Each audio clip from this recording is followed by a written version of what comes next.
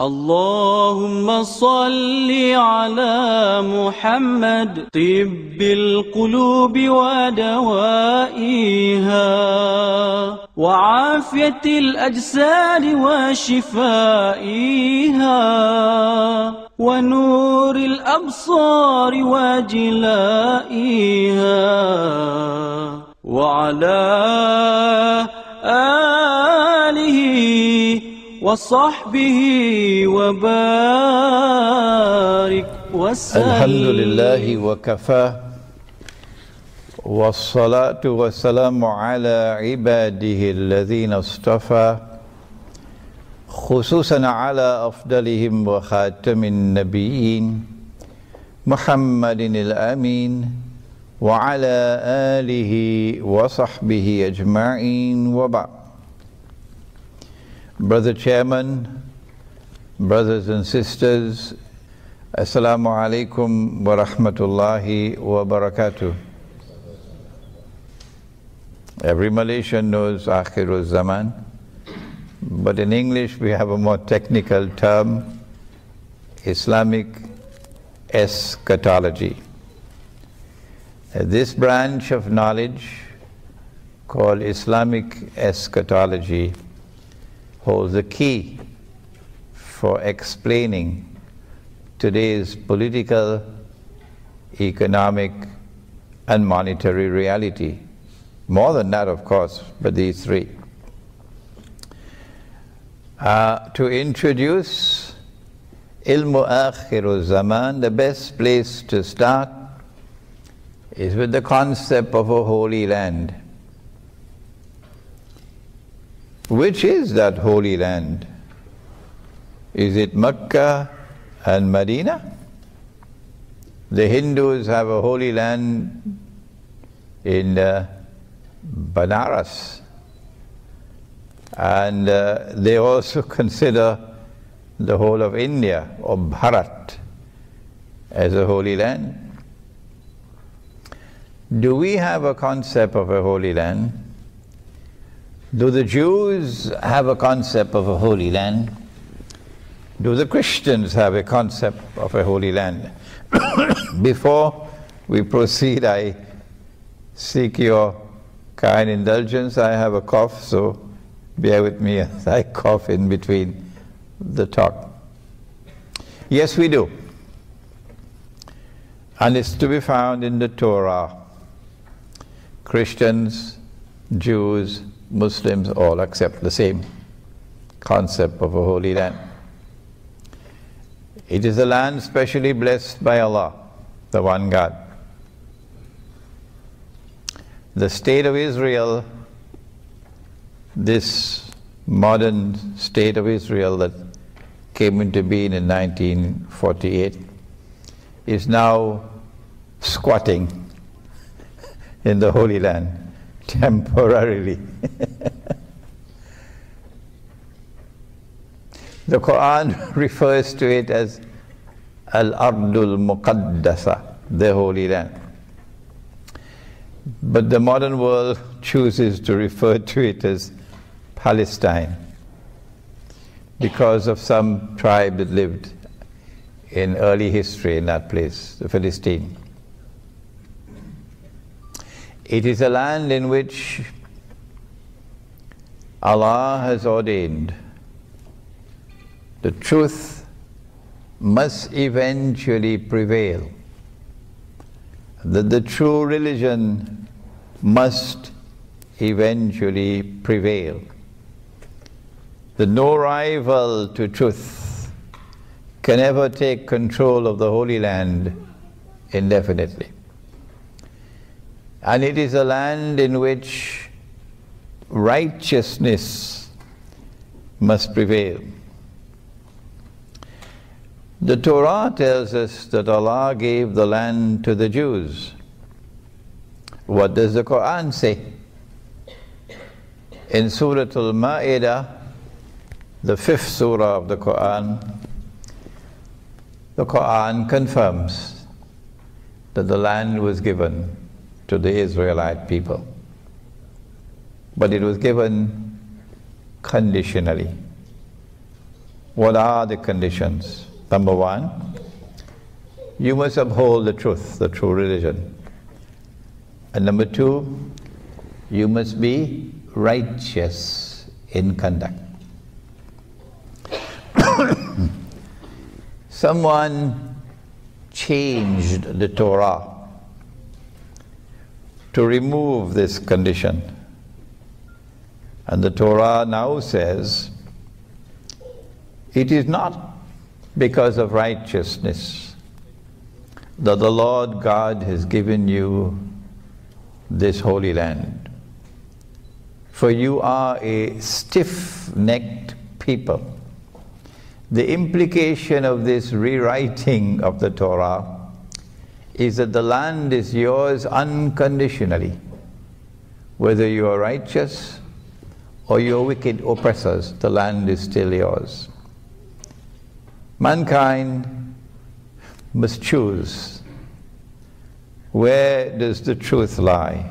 In the Quran or in that corrupted Torah? It's not difficult to choose, because every time the Israelites violated the condition of righteousness, Allah threw them out of the land. And they confirm that this is what happened. My book, Jerusalem in the Quran, has explained the subject. So I can move on. I don't need to explain to you how many times they violated the condition, what did they do to violate the condition. That's your homework. But the last time that they violated the condition, it was when Allah had already expelled them from the Holy Land. And they had been sent to Babylon, modern-day Iraq, as slaves, as punishment. And while they were in Iraq, in Babylon, Allah sent prophets to them to inform them of a divine promise that Allah, that Allah would send to them a prophet who would be their own prophet, would bring back the golden age when the holy state of Israel ruled the world from Jerusalem through the prophets David, Nabi Dawood alayhi salam, the prophet Solomon, Nabi Sulaiman alayhi salam, ruling the world in the sense that there was no rival to their rule.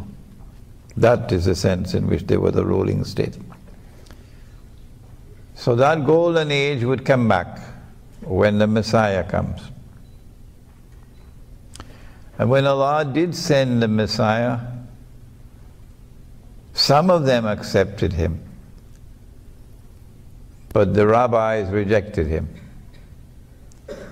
They said his mother gave birth to him when she was not married. And so he is, وَنَعُوذُ بِاللَّهِ مِنْ هَذَا, a bastard. And a bastard cannot be the Messiah. And then when they sentenced him to death for blasphemy, because he claimed to be the Messiah, the son of Mary, Nabi Isa alayhi salam, and then the Roman government, or the reluctant Roman government, then executed the sentence. And then they saw him die on the cross before their very eyes. They were now absolutely convinced he could not have been the Messiah. Why? Why? He's dead. The golden age never came back. He never ruled the world from holy Israel. Israel is still under Roman occupation. And number two, look at how he died. He died by crucifixion. And our book, the Torah, says that whosoever dies like that is the cursed of the Lord. There's a curse upon him. So they're now convinced beyond any shadow of a doubt he could not have been the promised Messiah. So they're waiting for the Messiah to come. What they did not know, and no one knew. For some 600 years, no one knew until the Quran came down. Was it no, they did not succeed in killing him? No, they did not succeed in crucifying him. Allah made it appear that he was crucified. How did Allah make it appear that he was crucified? Now kindly listen carefully. Not only those of you who are here in this Malaysian Airlines auditorium, but those outside who will be listening to this lecture on the internet.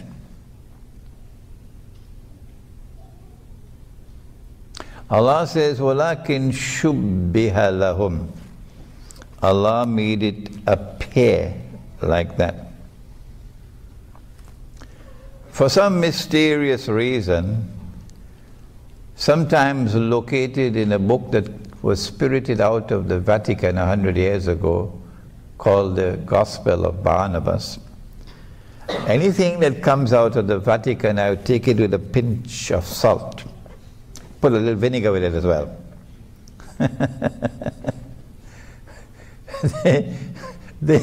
They hold this mysterious view that Allah, wa na'udhu billah min hadha, caused someone else to assume the appearance of Jesus, Nabi Isa alayhi salam.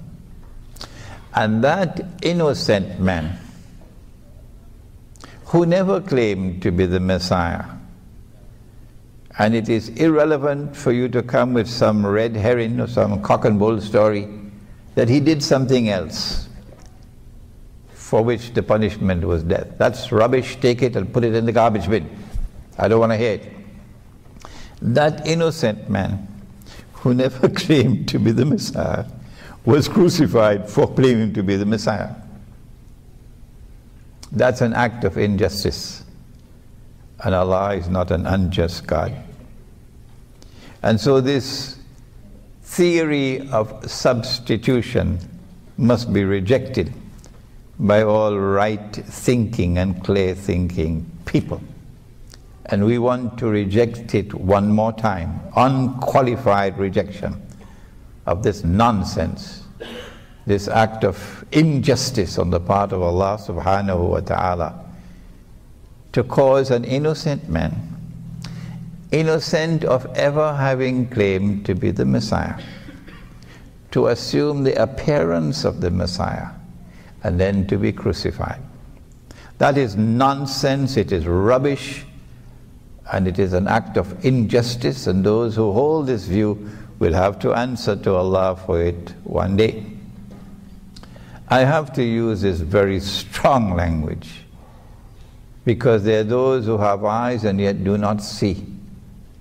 And they're heading straight into the fire with this, and they will not listen. Having disposed of this nonsense, the theory of substitution, well then, what happened? What happened?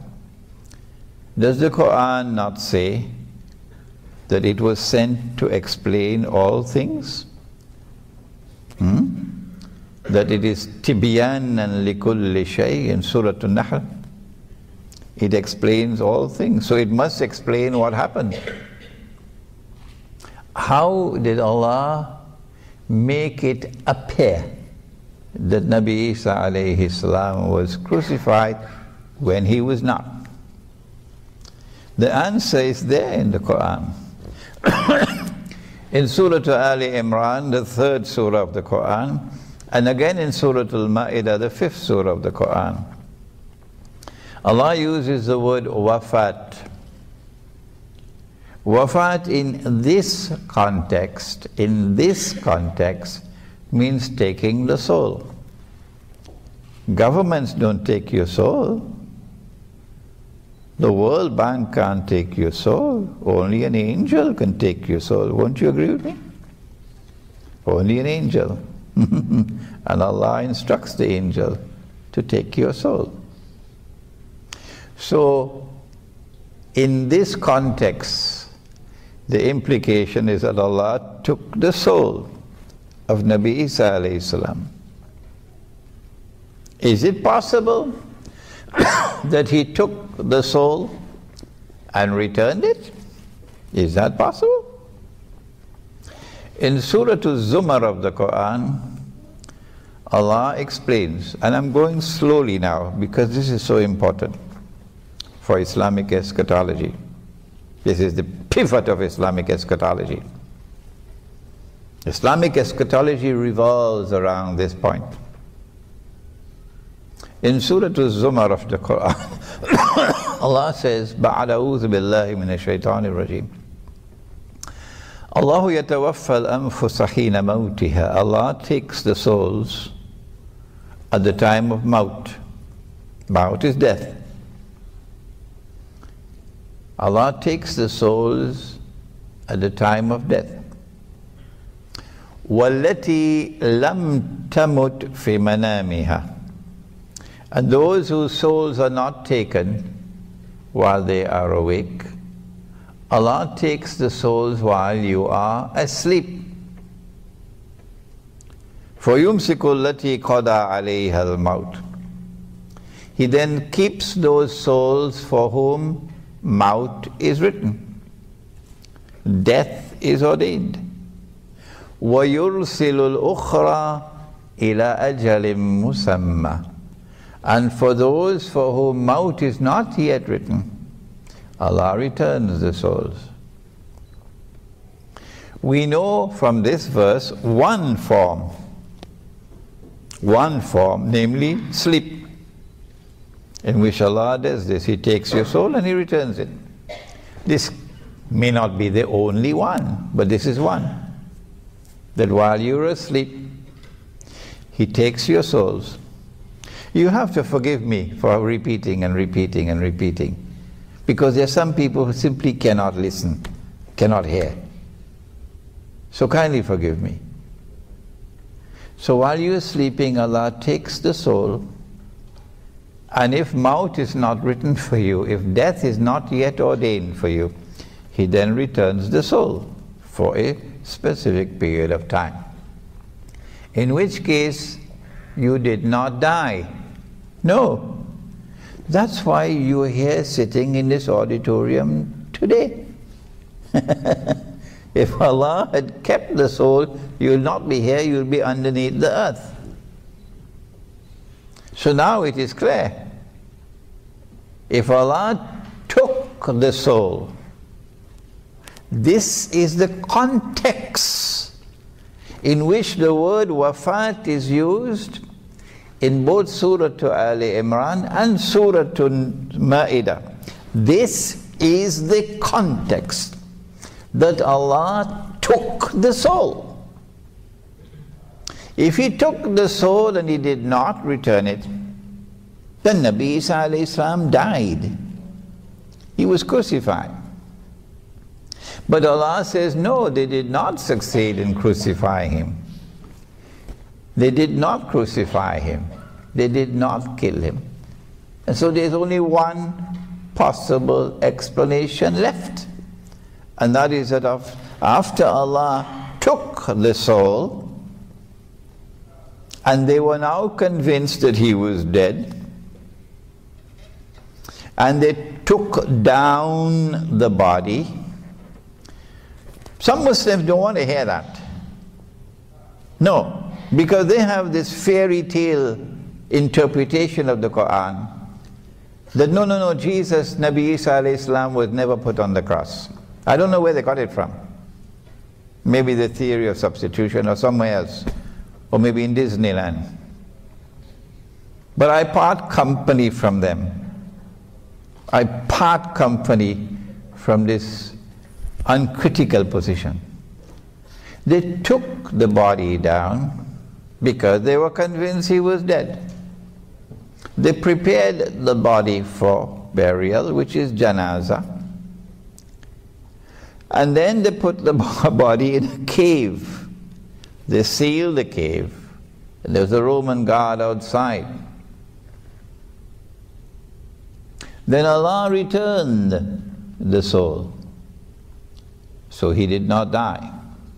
So the soul has been returned to the body, not to Chicago. The soul has been returned to the body. So when the soul is returned to the body, you'll wake up. You'll stand up, won't it? I mean, why is this subject so difficult for some people to understand? So he's now alive. He never died. But if they know he's alive, they're going to come after him again. So then Allah raised him, body and soul, everything. Allah raised him the way he raised Nabi Muhammad alayhi salatu wasalam in the Isra and Miraj, the nocturnal journey.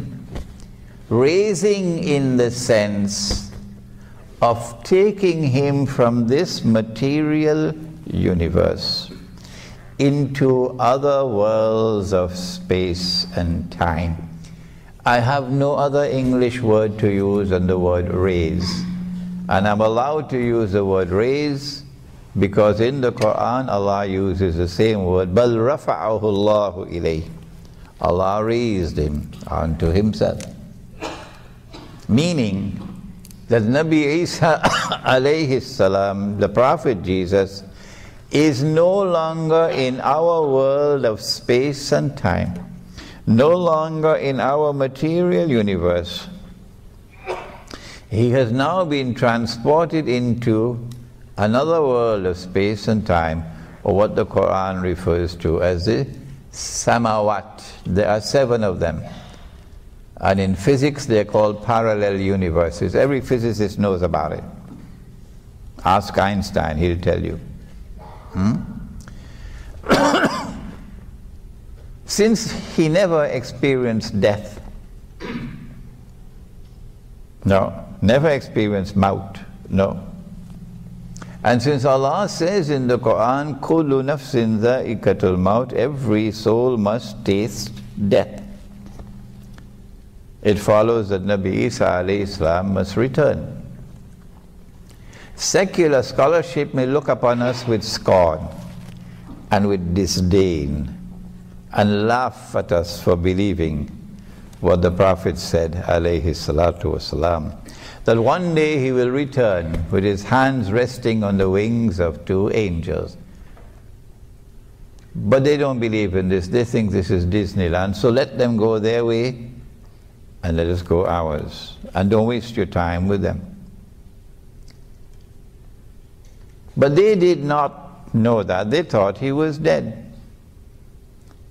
And they know that when Allah gives His word, He keeps His word. So they're still waiting for the Messiah, who when He comes will rule the world from the Holy Land, from Jerusalem, with a rule which will be eternal, meaning the end of history. I lived in New York for 10 years. And during that time I interacted with the rabbis and with the Jews. And I can confirm to you, oh yes, they are waiting on the Messiah. And they believe the Messiah is around the corner.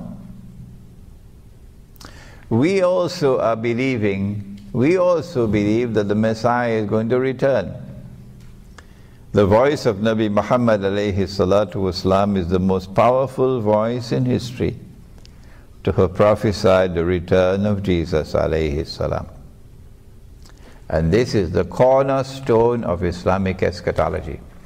Welcome to the subject of Islam and the end time. Events which are still to occur in the historical process. The most important of them all, by far, is the return of the true Messiah, the son of Mary, Nabi Isa alayhi salam, the Prophet Jesus. That return will occur in the end time, or as we know it in Malaysia, الزمان.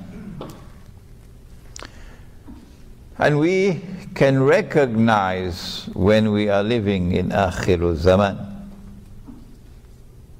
Oh yes, and people in Kuala Lumpur most of all. Because just before Prophet Muhammad ﷺ died, a very extraordinary event took place. He was sitting in the masjid with his companions when a stranger entered. No one knew who was this man. He was dressed all in white, his hair was black, and no one knew him. And he walked through the gathering and came directly in front of the Prophet ﷺ and asked 5 questions. And the Prophet ﷺ answered him, and the man would confirm, yeah, you're correct in your answer. Who is he? And then he left, as strangely and as mysteriously as he had arrived. And after he left, the Prophet asked, do you know who was he? Who was he? So we said, Allah and His Messenger knows, but we don't. Yeah, that was Gabriel, Jibreel alayhi salam, who came to instruct you in your deen. One of the questions, the last question, what are the signs of Akhirul Zaman? And one of the signs that he answered and gave it, you'd find naked, barefooted shepherds competing with each other in the construction of tall buildings. That's why I said you people of Kuala Lumpur are familiar with this subject. And when you build your twin towers, then Korea will get jealous and put up something taller in Seoul. And then Dubai will say, nope, we're going to do better. And they put up the Burj in Dubai. And then Jeddah will say, we'll teach you a lesson. And Jeddah will put up towers that go up into the clouds. And those who see with only one eye would look at these tall buildings and say they represent progress. These are the naked, barefooted shepherds. But those who see with 2 eyes will say, no, what resides in the heart is far more important than the tallest of buildings that you can build. So we are living in Akhirul Zaman. If you can't see the tall buildings, please make an appointment with an eye specialist. The Akhirul Zaman, or the last age, is going to culminate with the return of the true Messiah, Nabi Isa alayhi salam. But Islamic eschatology has something very important to introduce now. Something which affects the political process, something which affects the world economy, something which affects the monetary system, something which explains today's strange and mysterious reality in the world today.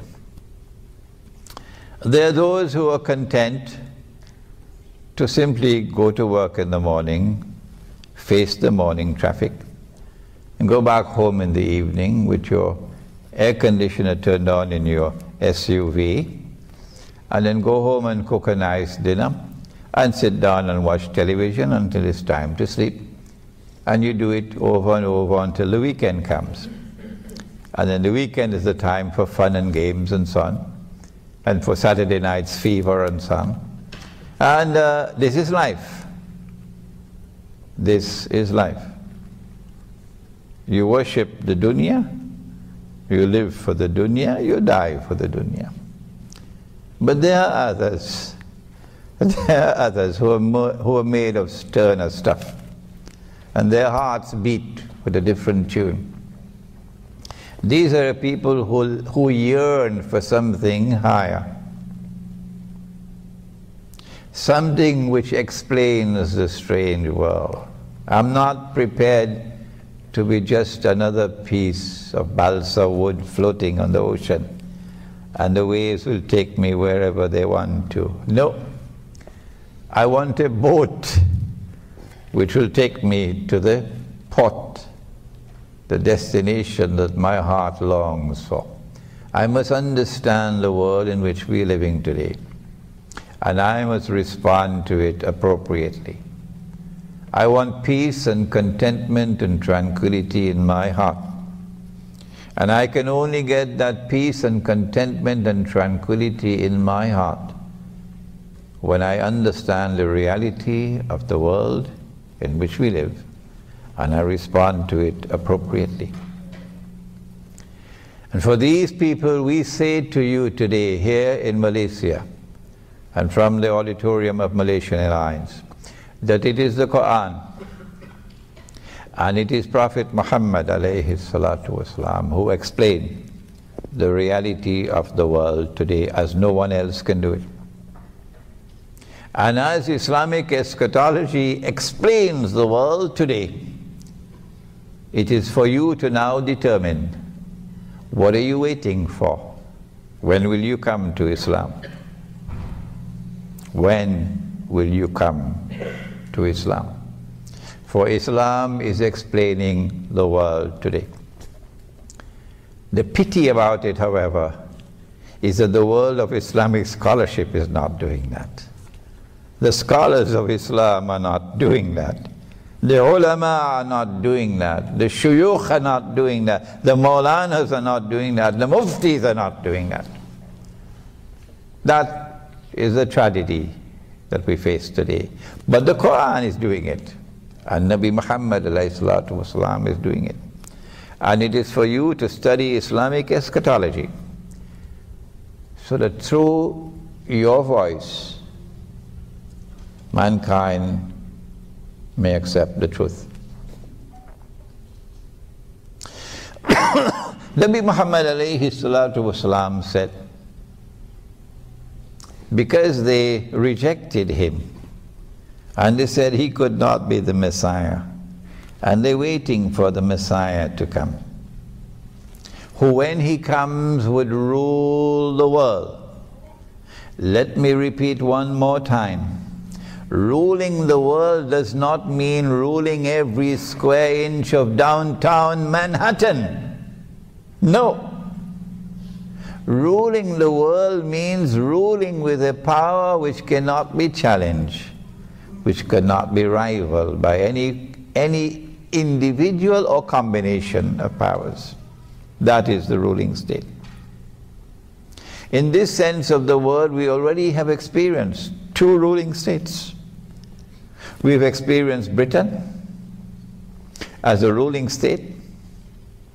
And when Britain ruled the world, Britain proclaimed that this is Pax Britannica. And then a strange thing occurred, and power moved from Britain to the United States of America. And when the United States ruled the world, they did so with something called Pax Americana. Pax means peace.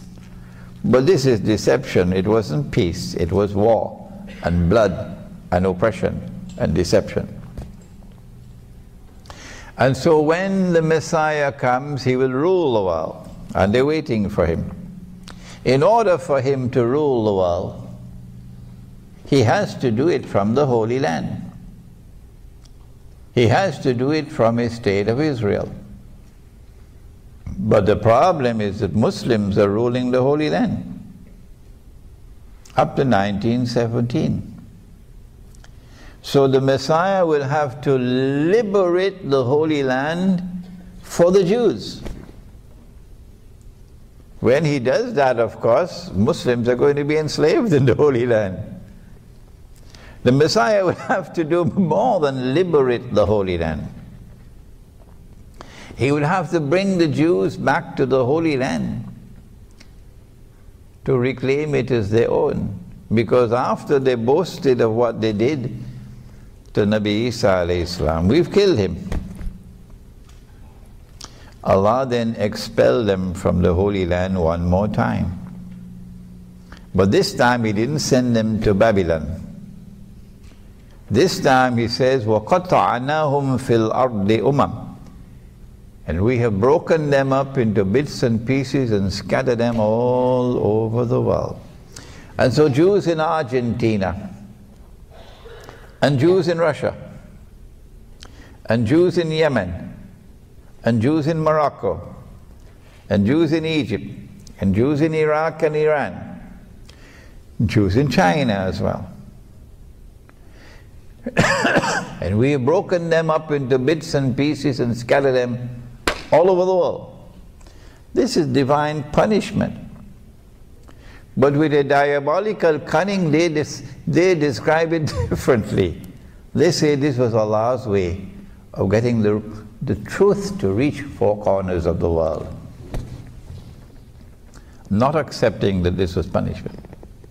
And when excuse me, and when Allah expelled them for the last time, after the alleged crucifixion of Nabi Isa alayhi salam, Allah then said in Surah Al-Isra, وَإِنْ عُدْتُمْ عُدْنَا, if you return to this holy land with your wickedness and oppression, your violation of the condition of righteousness, we will return with our punishment. Every time you violated the condition of righteousness, we threw you out of the Holy Land.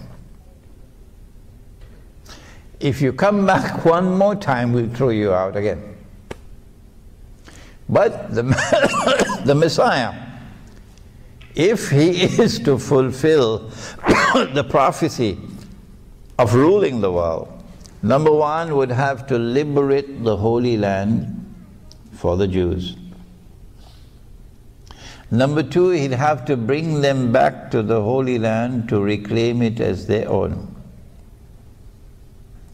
Number three, he'll have to restore the state of Israel. And number four, he'll have to cause that Israel to become once again the ruling state in the world. Only then can the Messiah stand up in Jerusalem and declare, I am the Messiah. So they're waiting for that Messiah to come. Nabi Muhammad alayhi salatu wasalam is the most powerful voice in the world to have explained that Allah created a being, a wujud, and programmed that being to impersonate the Messiah. He is known as Al-Masih al-Dajjal, Dajjal, the false Messiah. And when Allah releases him into the world, this is what he'll do. He will liberate the Holy Land for the Jews. He's already done that. He's already done that. He will bring the Jews back to the Holy Land to reclaim it as their own. He's already done that. While we were eating roti canai and drinking teh tarik, he's already done that.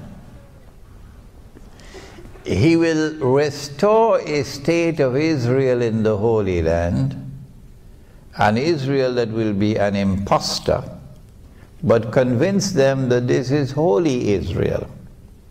He's already done that. He has already done that. Don't ask me, Sheikh Imran, where is the hadith? Don't ask me, because these are logical deductions. Do not ask me, where is the hadith for what you are saying? Go find some other teacher to teach you and leave me alone. Because you can't understand. These are logical deductions. And yet they ask, where is the hadith? Ah, yes. He's already done that. He's already restored the state of Israel in the Holy Land. An impostor Israel. and convince them that this is holy Israel. Only one thing now remains. Only one. He has to cause that Israel to rule the world. And it is in the process of bringing that Israel to the position of ruling the world and analyzing how he has done it, because we are just around the corner now. We will understand today's political reality. We'll understand political history. We'll understand today's world economy. We'll understand economic history. We'll understand Bretton Woods, the monetary system which came out of Bretton Woods. We'll understand the International Monetary Fund and the World Bank. We'll understand the introduction of bogus and fraudulent and utterly haram paper currencies, and what is the role which they have played after they took the gold dinar and silver dirham out of the market, and then did something that even Dr. Mahathir was not aware of. The Articles of Agreement of the International Monetary Fund prohibit the use of gold as money. Dr. Mahathir did not know that. Our scholars of Islam don't appear to be even interested in the subject, much less to study it. So when we study what is the strategy being used to bring Israel to that position where it can rule the world, we will understand the reality of today's politics and economics and monetary economics and other things beside, the feminist revolution as well. Before we proceed to that political history and economic history, let me step back for a moment.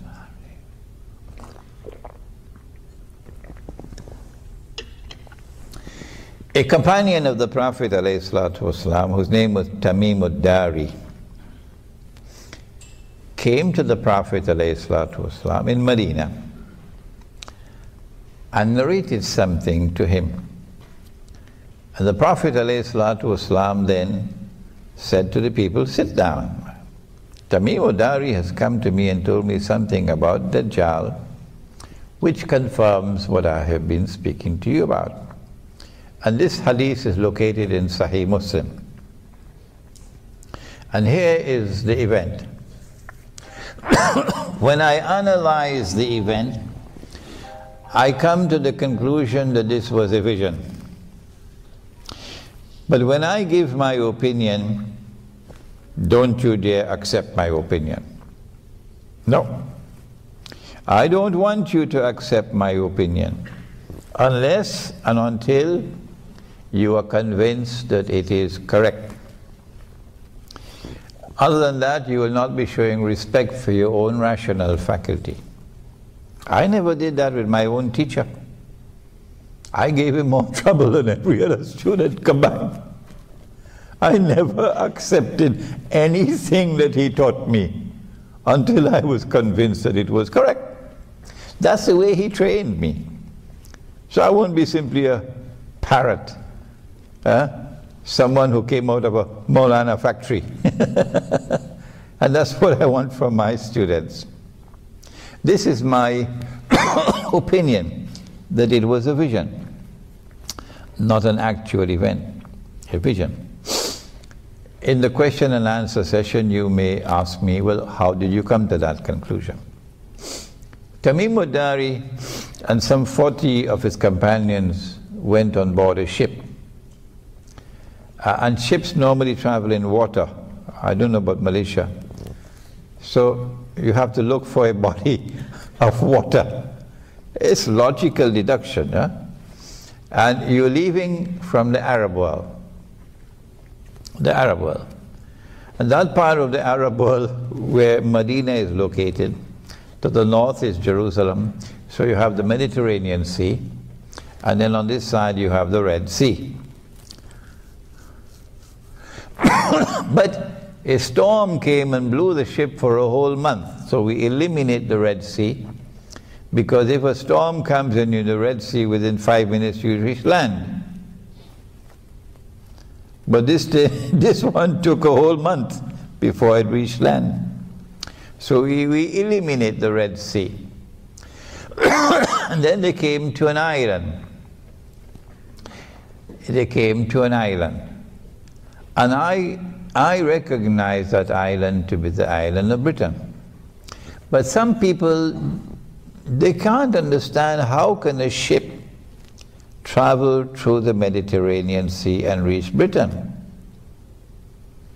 Or, well, how come the US Navy and US merchant ships, since the United States was born 200-something years ago, were trading with North Africa? Huh? Lots of American ships used to be trading with North Africa. How did they get into the Mediterranean? So it is possible to get out of the Mediterranean with a ship. Elementary geography. I recognize the island to be Britain, but don't accept my opinion until you're convinced that it is correct. There are some who are convinced otherwise. They think the island is Singapore. When they landed at this island, they got on shore and they were confronted by a very hairy creature. So much hair that you could not tell which side was head and which side was tail. Much like in lower Manhattan, you can't tell who is a man and who is a woman. So you couldn't tell which side was head and which side was tail. And then this creature is called Jassasa, meaning a spy. So this is an island located about 1 month's journey by sea, using wind from the Arab world, the Mediterranean coast there by Syria. And it is an island with expertise in spying and espionage, you know. A hint for you, James Bond kind of stuff. And Jassasa pointed to the ruins of a monastery and said, there's someone waiting for you there. So this is an island in which religion will eventually crumble, and churches are going to be sold, restaurants and discotheques and bingo halls. Church is on sale, because nobody go into church. And so they hurried. And when they got to the ruins of the monastery, they found this human being. He looks like a human being, but he's in chains. His hands are chained to his neck, and his feet are chained together. And he questions them. And they are very interesting questions. For that you must read this book. And then he said, I am Dajjal. I am Dajjal. And when I am released, so up to this point in time he's not as yet been released. This is about the 2nd or 3rd year after the Hijrah in Medina. When I am released, I'll enter every town and every city, but he didn't mention Kampung. Did you hear that? He said, I'll enter every town and every city, including Kuala Lumpur. But he didn't mention Kampung. For our audience outside of Malaysia, Kampung means village. So protection from Dajjal is better in the village, in Kampung, than in the city. So when Dajjal is released, it will be from this island that he is going to commence his effort to rule the world from Jerusalem, from the Holy Land. which island is it? I came to the conclusion that it was Britain. The Prophet said, alayhi salatu wasalam, that when Dajjal is released, he will live on earth for 40 days. Don't make the mistake of counting 40 days as 1 month and 10 days or 1 month and 11 days. No. Don't do that. Someone asked the Prophet ﷺ, which was the first masjid which was built? He said the one in Arabia, the Kaaba, by Ibrahim ﷺ. And then someone asked him, which was the second masjid which was built by a prophet? He said the one in Jerusalem, Masjid al-Aqsa, by Sulaiman ﷺ. And then he was asked, how much time elapsed between the construction of the two? He said 40 years. He said 40 years. When every single Arab in Arabia would know that it is far, far, far more than 40 years, but thousands of years in between. Obviously, when he said 40 years, he's speaking symbolically. So when he says that Dajjal will live on earth for 40 days, do not take it literally, please. The 40 days, he says, one day would be like a year. He didn't say one day would be a year, did he? He said one day would be like a year. One day would be like a month. And one day would be like a week. And all the rest of his days would be like your days. So they subtract 3 from 40. Strange mathematics. And they get 37. So they said, when he is in our day like a year, our day like his day, he's going to live for 37 days. How can you be born and you're still in your diaper after 37 days, still drinking your mother's milk, and yet become a young man, powerfully built, curly hair? Huh? Because your mathematics is wrong. No, it's not to be counted as 40. It is symbolic language. One day like a year would be stage 1 of his mission, which lasts for a long time. One day like a week, like a month would be stage 2, which would be a shorter period of time. And one day like a week would be the shortest period. And it is only after these 3 stages have been completed, only then would Dajjal appear in our material universe, in our world of space and time. Only then would we be able to see him. Prior to that, you can't see him. He's released, he's here, but you can't see him. Are there angels in this auditorium? Apart from your wife, of course. Yes, we have angels on our shoulders. Can you see the angels? No, but they are here. They are here, but you can't see them. Are there jinn in this auditorium? I know there are lots of them in Washington, but are there jinn in this auditorium? Yes, there are. Can you see them? No, you can't. Similarly, Dajjal is released. He is here, but you can't see him until stage 1, stage 2, and stage 3 have been completed. And he enters into our world of space and time. A Malay artist did the cover design of this book. And you'll see 3 circles. And the 3 circles represent the 3 stages of Dajjal. And we recognize that in stage 1, a day like a year, Britain became the ruling state of the world. We did not say that Britain was a ruling state for the whole of stage one. We never said that. So don't come with the nonsense of saying what year did Britain become a ruling state and what year was power transferred to the United States so we can calculate when Israel will become the ruling state. I am not a part of that. You do your mathematical conclusions, and when you finish, take it somewhere else, don't bring it to me.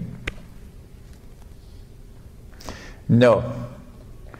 In stage one, which lasted for a long time, stage one witnessed the emergence of Britain as a ruling state. Britain becomes a ruling state with a mysterious relationship with the Holy Land. It is the British army which defeats the Ottoman Islamic army and takes control of Jerusalem. It is Britain which issues the Balfour Declaration. And if you don't know what's the Balfour Declaration, do your homework. It is Britain which ruled over the Holy Land with a mandate conferred by the League of Nations from 1917, 1918 to 1948. It is Britain which presided over the birth of the State of Israel in 1948. And so we are convinced that the island is Britain. But if you choose to believe it's Singapore, that's your choice. And then came stage two, which is a day like a month. And we recognize that Dajjal has now created a second ruling state. And that second ruling state is the United States of America, with a mysterious relationship with Israel, which cannot be explained by normal tools of political analysis. No. And then comes stage three, when power will be transferred from the United States of America to a third ruling state. And we say that that third ruling state would be Israel. And that is where we are located now in the historical process. Only Islamic eschatology can deliver that statement. Only the Quran and Nabi Muhammad ﷺ could explain this political process. We are now located at that moment. When was Dajjal released then? Let's step back again. Nabi Muhammad ﷺ suspects a Jewish boy in Medina to be Dajjal. And he takes Umar radiallahu ta'ala anhu with him to question the boy. But the boy is rather impertinent and rude in his answers, and Umar gets angry. O Messenger of Allah, give me permission, I'll cut off his head. The Prophet ﷺ replies and he says, no, Umar, don't do that. If he is Dajjal,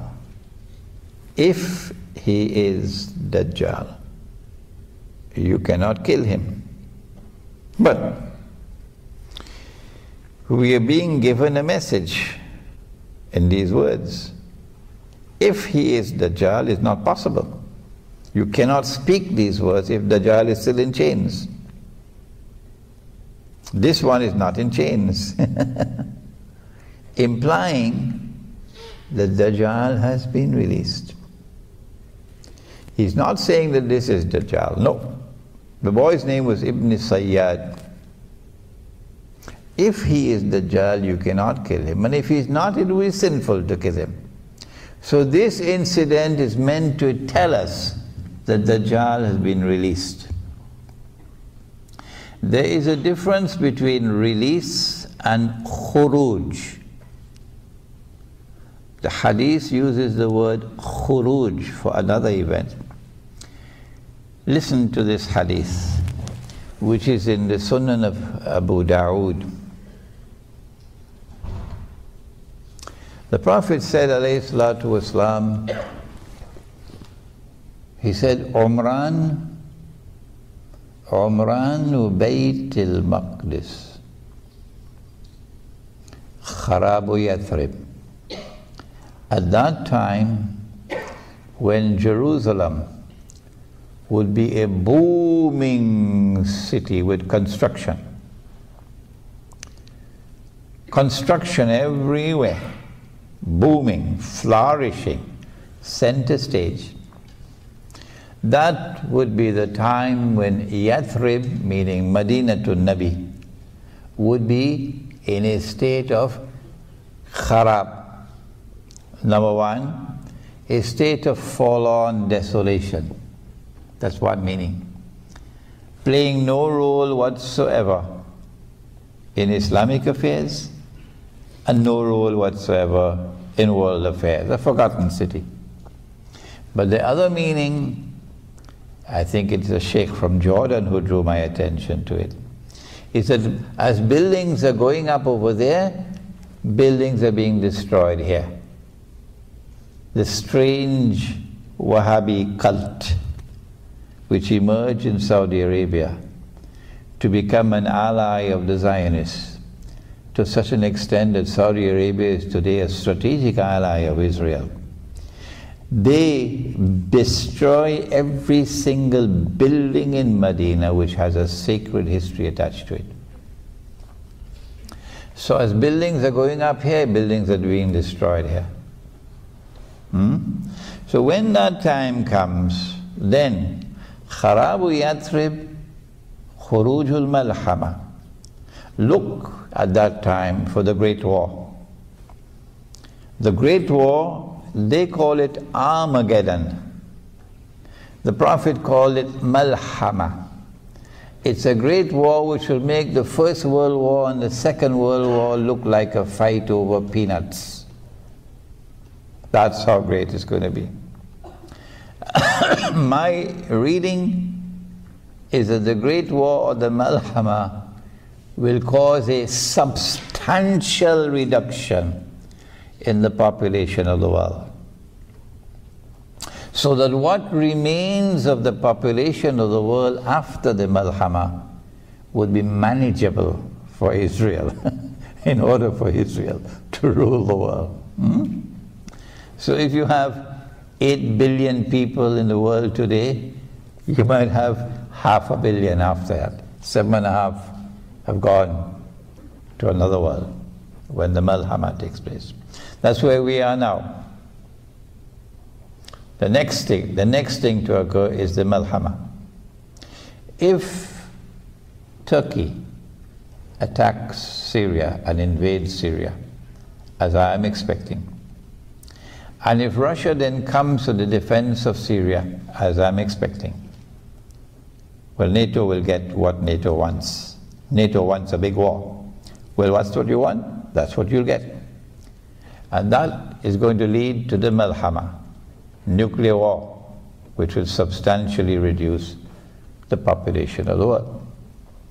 This is Islamic eschatology at work, telling you what's coming, anticipating the future, not fortune telling, what Mr. Reagan had in the White House. No, this is an anticipation of events to come based on Islamic eschatology. And then he said, Khurujul Malhama, Fathul Constantiniya. That when the Great War takes place, it will lead to the conquest of Constantinople. Every Turk knows that Sultan Muhammad Fatih conquered Constantinople in the year 1453. And the world of Islam was led by its nose to accept the falsehood that that conquest of Constantinople in 1453 is the fulfillment of the hadith prophesying a Muslim conquest of Constantinople. That's false. There's a little booklet outside, only about 30 pages long, called Medina Returns to Center Stage in Akhir Zaman. And that little booklet examines this conquest of Constantinople, which is to come. Which is to come. We can discuss it in greater detail in the question and answer session. Fathul Constantiniya Khurujud Dajjal, said the Prophet ﷺ. So it is only after Constantinople has been conquered by the Muslims, which is still to come, which will bring an end to NATO control over the city. And once NATO control over Constantinople is gone, then the Bosphorus will be open for the Russian Navy to pass through and enter into the Mediterranean. It is only then that Dajjal will have his khuruj. I mean, only now will Dajjal will appear in human form. Only now will you see him ruling over the state of Israel. And when he rules over the state of Israel, one of the last things he's going to do is to attack Medina. And the Israeli armed forces are going to land outside of Medina with Dajjal. This is explained in that little booklet. It's only about 30 pages long. No excuse for not reading it. But the angels are going to bar him from entering Medina. And then Medina is going to shake 3 times. 3 times. I don't know what the Islamic University of Medina is going to do on that day. Medina is going to shake 3 times. And every kafir and every munafiq, kafir, a disbeliever, munafiq, a hypocrite, will be thrown out and they will join Dajjal. And since he is not allowed to enter Medina, he is diverted to Damascus. And then all 3 will be in Damascus. All 3.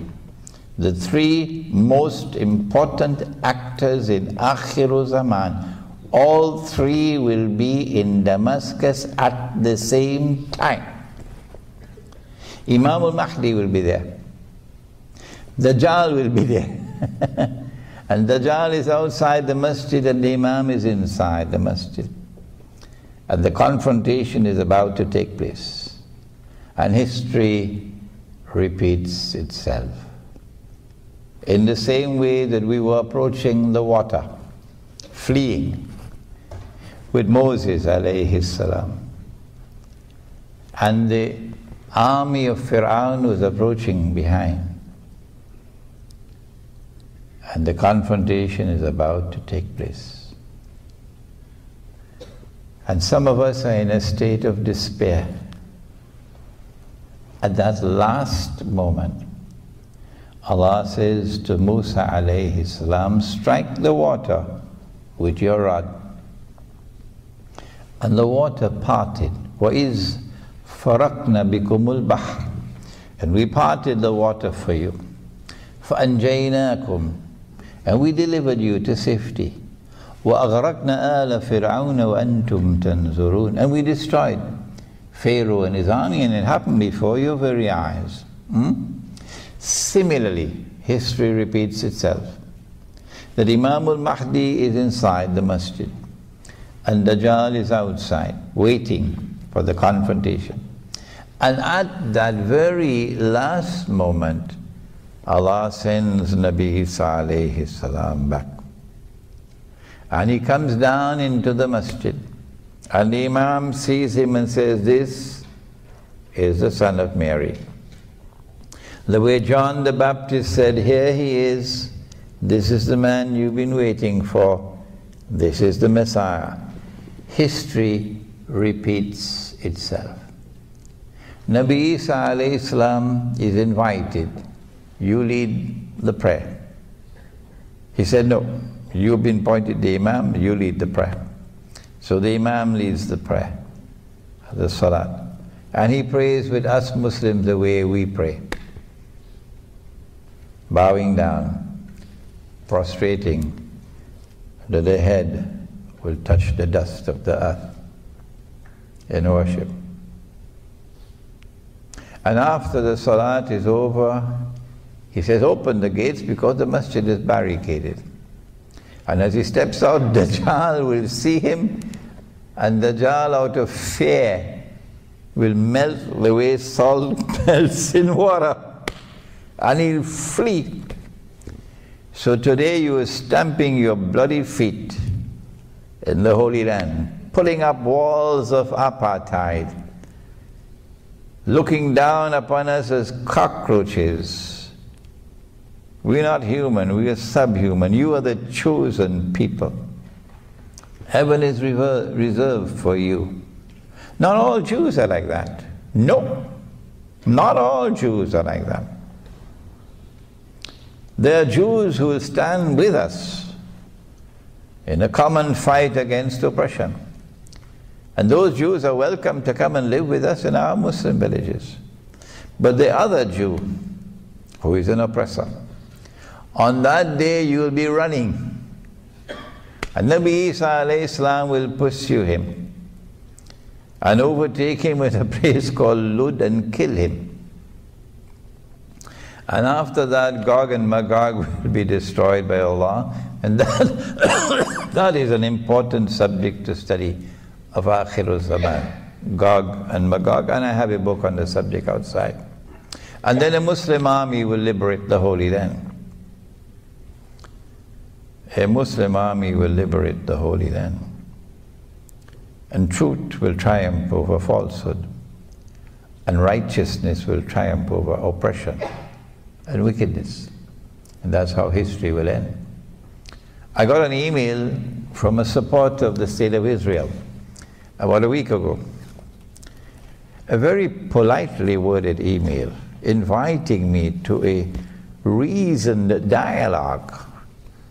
Why are you Muslims unable and unwilling to recognize that we Jews do have rights? And my response was, I regret it is not possible for me to have a friendly dialogue with a supporter of the State of Israel. And my prophet has spoken of a day when the stones are going to speak in the Holy Land. And so I prefer that the stones should speak with you. That was my answer to him. But we have to go back now, having given you this tour of Islamic eschatology. We have to go back now to the strategy.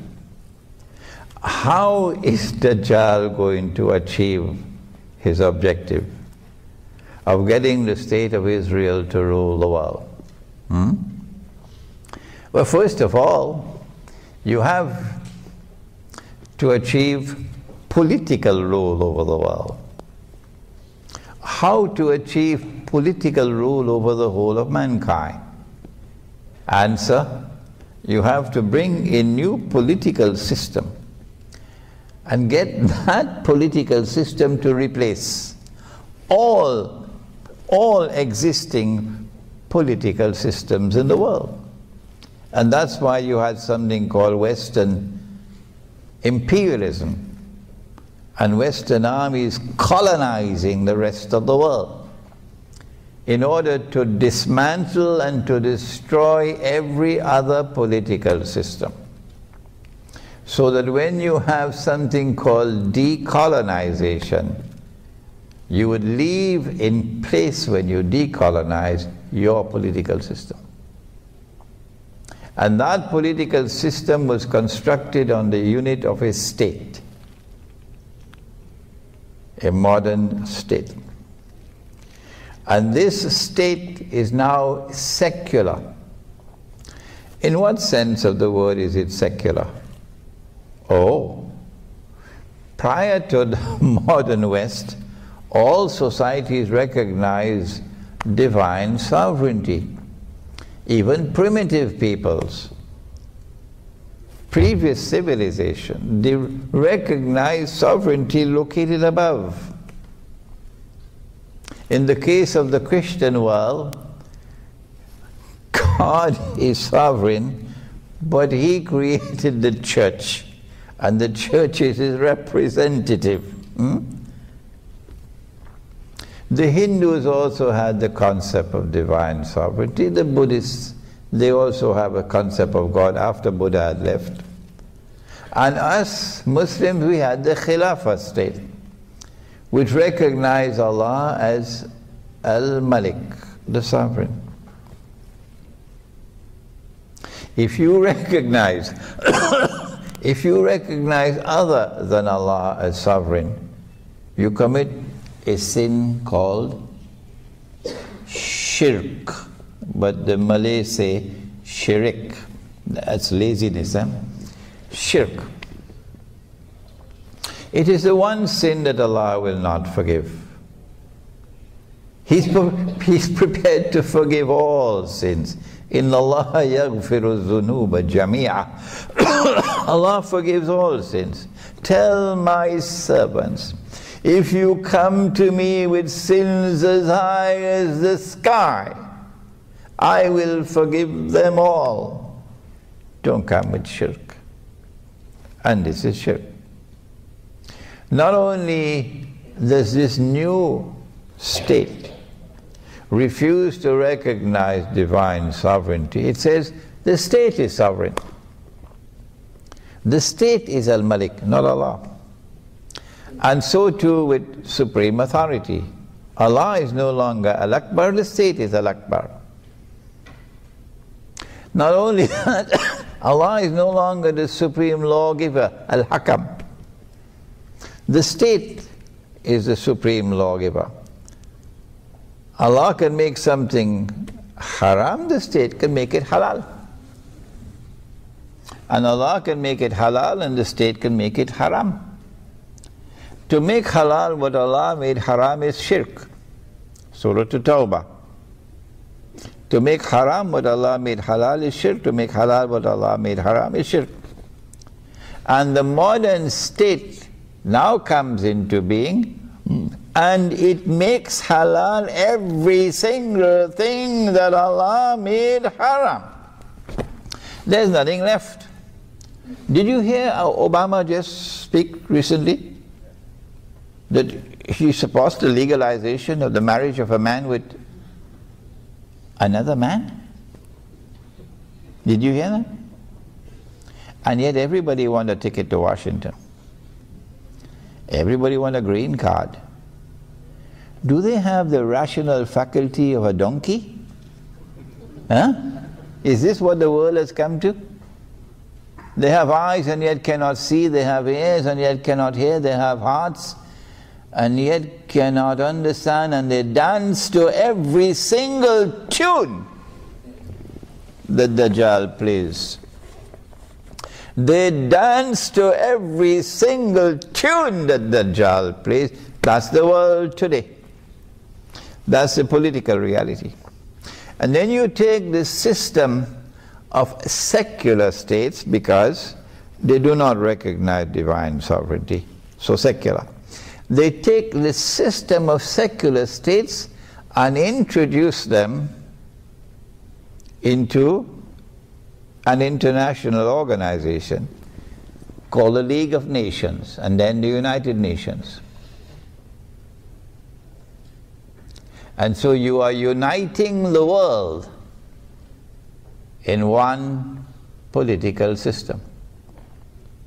And you have the Security Council with supreme authority.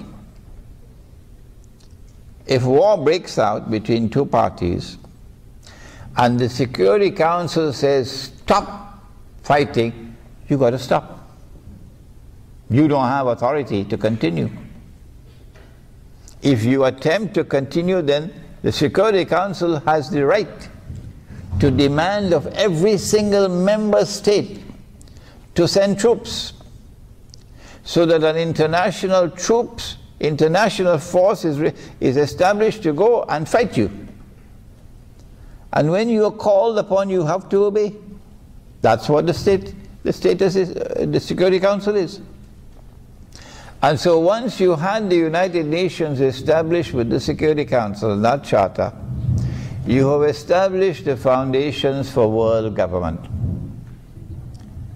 And when that world government is achieved, then Dajjal will rule over it.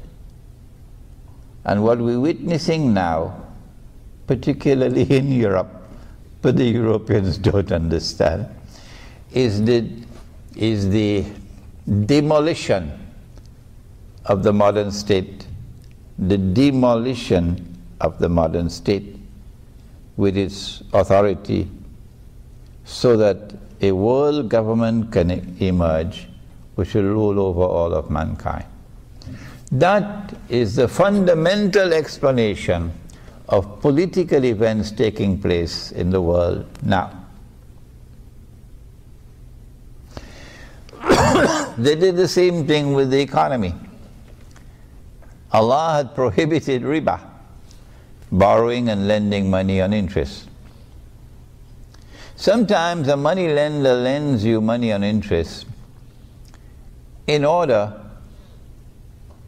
that your loss would be his gain. You see, normal people do business. And as every businessman knows, when you do business, you take chances. There's risk involved in business. A good businessman will try to minimize his risk. But every businessman knows that you cannot eliminate risk. So in business you can make a profit or you can suffer loss. And once you embrace risk, then Allah can intervene to take from some and give to others. And so Allah distributes and redistributes wealth. It's not the function of governments to distribute or to redistribute wealth, because that corrupts the market. But the moneylender does not want to suffer loss. No. So the moneylender lends his money on interest. And come rain or sunshine, you got to pay his interest. It doesn't matter whether you are suffering loss or not, you got to pay his interest. So foolproof, guaranteed return on his investment with no loss. And in the event that you do not repay, he makes sure that there's something called a mortgage, security. So he can take his pound of flesh. You recognize the pound of flesh, don't you? No? Never heard about that Englishman who was a great Sheikh? Huh? The Englishman who was a very great Sheikh wrote the best book on riba you can ever find. It's called Merchant of Venice. What was his name? William Shakespeare. And in it he has riba as a pound of flesh. I mean, that's brilliance. That's literary brilliance on the part of Shakespeare, mashallah. He was really a sheikh, wasn't he? So, sometimes he lends you money on interest in order that his wealth would increase constantly without ever loss. And his gain is your loss. But there are other times when he lends you money on interest not because he wants to become richer, but because he wants to enslave you. And if you have not understood it, do please read John Perkins. If I had written the book, they wouldn't believe me. But when John Perkins wrote the book, they could not ignore it. Confessions of an Economic Hitman. Do please read that book. This is why Allah has prohibited riba. Because riba is like poison. Once it's injected into your system, it will do to you what it did to the Ottoman Islamic Empire. It will enslave you, it will paralyze you until it can destroy you. So they have done that with the banking system around the world. Today's banking system was created by Dajjal. And today's banking system has fulfilled its functions splendidly. It has been an unqualified success in impoverishing and enslaving all those who are resisting Dajjal and delivering wealth, unsurpassed wealth, to all those who bow down and worship Dajjal. So if you're living on the gravy train, if you're living in an economy that is prospering at this time, you must know you are worshipping Dajjal. And if you are in Indonesia or in Bangladesh or in Egypt or in Pakistan or in most of Africa, you will know you are being punished because you are resisting Dajjal. They don't teach this in the classrooms of economics. But the Prophet said, alayhi salatu wasalam, that Dajjal will come to a people, and if they accept him and follow him, he'll cause the rain to fall. And the animals will come back home in the evening with their humps high and giving so much milk, and the people will prosper. And Dajjal will go to another people and they would resist him. And he will stop the rain from falling. And they will suffer drought and hardship. And the animals will come back home in the evening lean, with no milk. And they would starve. This is the language with which the Prophet ﷺ explains today's economic reality, through riba. But that was not all. I told you earlier, you cannot explain without Dajjal today's monetary reality. You cannot explain without Dajjal today's monetary reality. Allah speaks of money in the Quran. Oh yes. In the Quran you'll find dinar. In the Quran you'll find dirham.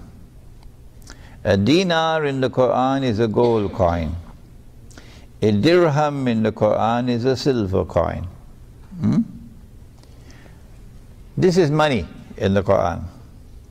And in the Hadith, you have not only dinar and dirham, but excuse me, when there is a shortage of gold and silver coins in the market, then in Medina they would use dates as money. You call it korma.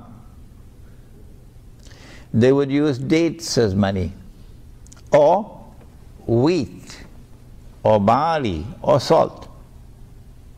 But they will use, in a substitute for gold and silver, they'll use an article of food consumption. So you can't ban it, can you?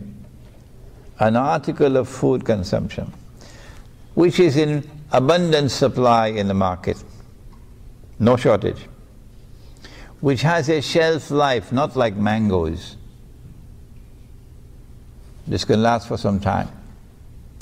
And which has its value inside of it, not outside, so George Soros can play games with it.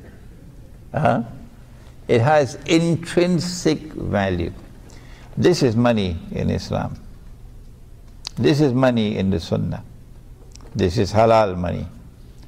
And when we build our Muslim villages, this is what we want to do, to bring back that Sunnah money, so that our transactions may be halal.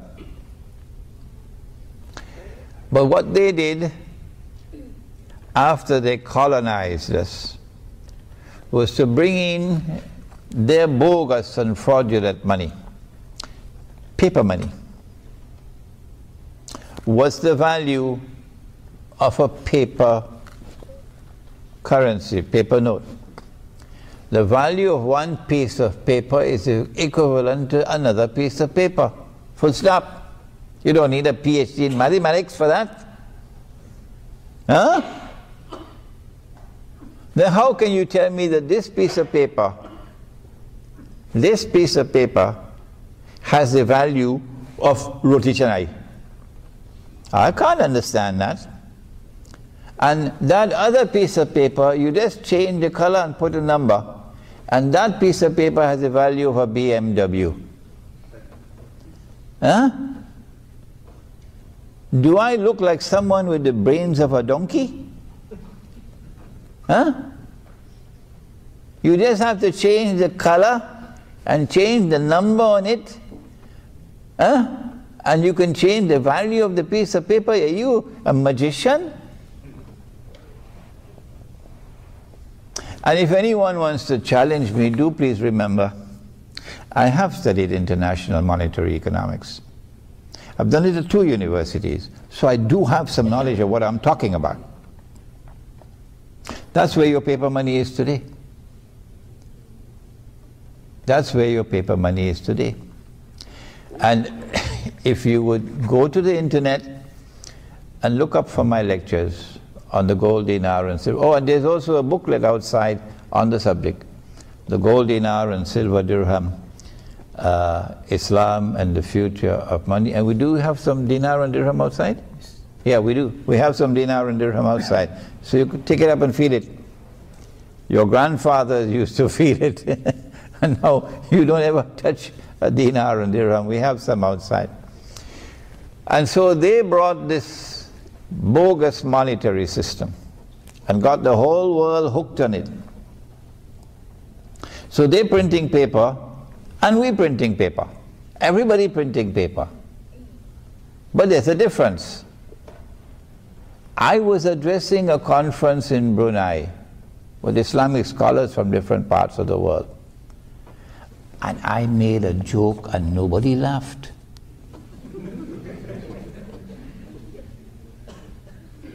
So I found it strange.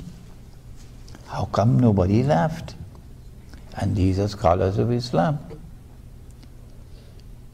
And I realized they didn't have any knowledge of the subject. I said, when the Europeans and the Americans and the Australians and so on, when they print their paper, they have a secret chemical.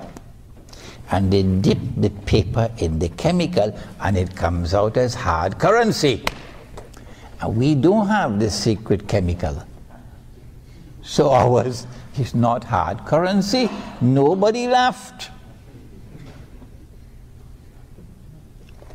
Perhaps they actually believed that there was this secret chemical. And these are scholars of Islam. You make a joke and nobody laughs. Yes, this is the bitter reality. That you could print a US dollar and take it anywhere in the world and you can buy whatever you want. Yeah. So long as the donkeys accept the paper, you can buy all the oil of Saudi Arabia free of charge. All that you need is paper and ink and a printing press. This is where the Ummah of Muhammad alayhi salatu wasalam is today. All that you need is paper and ink and a printing press. Because the scholars of Islam do not understand monetary economics. Because the institutions of learning don't teach the subject. And yet they give fatwa. And yet they give fatwa, defending it. When we print our paper, and you take a basket full of Bangladeshi taka to Midtown Manhattan, you can't even buy a cup of coffee. Nobody wants it. So you have a system of ripping off the rest of the world. And you becoming richer and richer and richer and richer, while Indonesia becomes poorer and poorer and poorer and poorer. A financial system. There is a den of a den of thieves. I've given you the mountaintops, a brief survey, an introduction of Islamic eschatology, the main actors in Islamic eschatology. I didn't have time to deal with Gog and Magog. And then I took you to the main focus of Islamic eschatology, namely the return of Nabi Isa alayhi salam. And then introduced to you Dajjal, the false Messiah. And then showed to you the difference between his release and his khuruj. That he was released in the lifetime of the Prophet ﷺ, but his khuruj will come only after the conquest of Constantinople, which is around the corner, maybe 10 years, 15 years from now. I have explained to you his political strategy, bringing into being the new concept of a state, the republican state, which is secular. What I did not mention to you is that Islamic scholarship failed, and failed miserably, in recognizing the modern state as based on shirk. And therefore that elections to form government in these states would involve you in shirk. And you'll hardly find any scholar of Islam today, anywhere in the world, very, very few, who will stand up and say to the believers, do not go and vote for that substitute for the Khilafah, and validate that substitute for the Khilafah and enter into shirk. Do not do it. Rather, stay faithful with Allah and His Messenger. Stay faithful with the Khilafah state. Struggle for the restoration of the Khilafah state, which recognizes Allah as sovereign, which recognizes Allah's authority as supreme, which recognizes Allah's law as the supreme law. What Allah has made halal, you enforce it as halal. What Allah has made haram, you enforce it as haram. We know that that is not going to come until Imam al-Mahdi. But even so, we still struggle for it. Iqbal, one of the most outstanding Islamic scholars of this age, Muhammad Iqbal,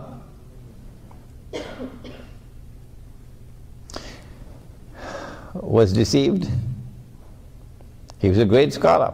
I honor him, I respect him. Consider him to be one of my teachers, Dr. Muhammad Iqbal. And yet he declared that the modern republican state, with its parliament, is an adequate substitute for the Khilafah. And that's why Pakistan is in a mess today. I know Pakistanis don't like it when I speak like this. It is no disrespect to Dr. Iqbal. No. If Imran Hussein makes a mistake and he is in his grave, I want his students to correct him. It will be no disrespect to me that you correct me. And so it is no disrespect to Iqbal when I say that this was a mountain of a mistake. I've taken you on a tour of the modern secular state and the system of states, the United Nations and the Security Council, to show you where we're moving in the direction of world government, so that Dajjal can rule the world from Jerusalem. Then I took you to the economy and to the enslavement of all those who resist Dajjal, so that through the economy he can also establish his rule over mankind, and those who resist him will be powerless to do anything about it. And then I took you to the monetary system, and I show you the systemic enslavement of mankind through ripping them off with paper money that's bogus and fraudulent and haram. What do we do? The answer is, Allah says, بَعْدَ أَعُوذُ بِاللَّهِ مِنَ الشَّيْطَانِ الرَّجِيمِ هَلْ يَسْتَوِي الَّذِينَ آمَنُوا هل يستوي الذين يعلمون والذين لا يعلمون إلى آخر الآية. Can they possibly be equal? Those who have knowledge and those who don't? Can they possibly be equal? We have in this gathering a sister who took the Shahada in France 6 months ago. And after 6 months she's here in Malaysia to get knowledge. Are they possibly equal? Those who are content to eat roti canai and drink teh tarik, and those whose hearts hunger for truth and for knowledge? No, they can't be equal. And so the message of this gathering today is to devote your attention now to the study of al Zaman, the study of Islamic eschatology. Because it is only Islamic eschatology that can explain the political and economic and monetary reality of the world today. And if you have the Quran and you have the Muhammad alayhi salatu wasalam, and you do not study Islamic eschatology, you will pay the price for it. We pray that Allah subhanahu wa ta'ala may put into your heart a restlessness which will never leave you, so that for the rest of your lives you'll be devoted to the pursuit of knowledge, to understand the world. And when you understand the world, to then respond to it appropriately. Ameen. ربنا تقبل منا إنك أنت السميع العليم وتب علينا يا مولانا إنك أنت التواب الرحيم برحمتك يا أرحم الراحمين. آمين. The question is, what is my understanding of what constitutes economic progress, and is economic progress something important for the future of the Ummah? Good. Allah speaks in the Quran, and history tells us as well,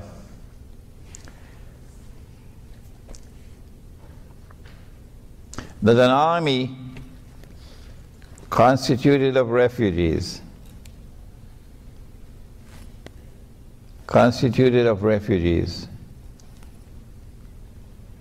no state-of-the-art armor,